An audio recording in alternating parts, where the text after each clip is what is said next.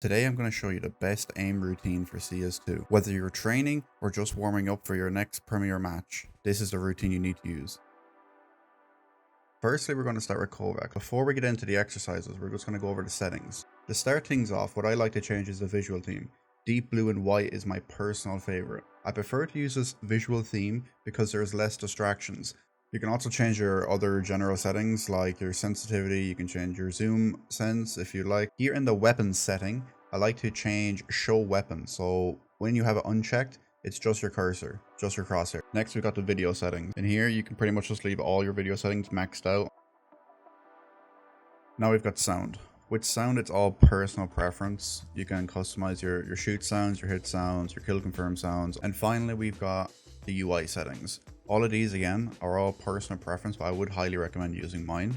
If you feel like any of the UI is distracting in any way, you can use the Move HUD Elements setting at the very top. You can move your UI wherever you want. Now let's get into the exercises. There are 3 playlists which I like to use. All 3 of the playlists will be in the description below. We've got balanced, click timing, and tracking. You only have to pick one playlist and do that one for the day. Just make sure that you change the setting random no repeat down here. For the timing playlist, my first couple of times of doing it, I like to make sure that I focus on precision rather than speed. Of course, there's other alternatives to Kovacs, free alternatives, such as aim labs. Next up, we have the workshop map aimbots. For aimbots, I like to use CL draw only det notices. We're going to be practicing our spray transfers and our spray control. I like to mix in some tapping too. You're going to want to make sure to put up 3 of the 4 walls, so it's just the bots in front of you.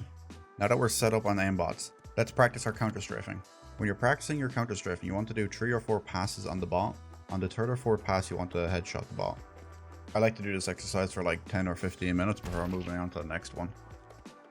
Next, we're going to be quick tapping head for another 10 minutes. Quick tapping heads is just to get a better feeling of the gun. Next, we're going to be doing some DMing on refrag. With refrag, there are rotating game modes. Rifle headshot only, pistol headshot only, and I guess a free mode kind of thing. So whatever game mode is ongoing when I join the server, I'll just do that. I like to do at least 20 minutes of refrag, but sometimes I forget how long I'm doing it, so I end up doing it for like 40 minutes.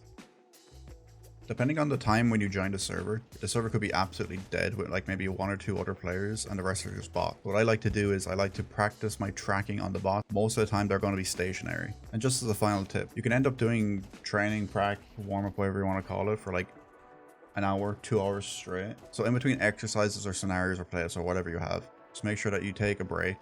Go for a walk, stretch your hands, whatever you need to do. With all that being said, I hope you enjoyed the video. Make sure to like, comment, and subscribe. And check out some of our other videos while you're at it.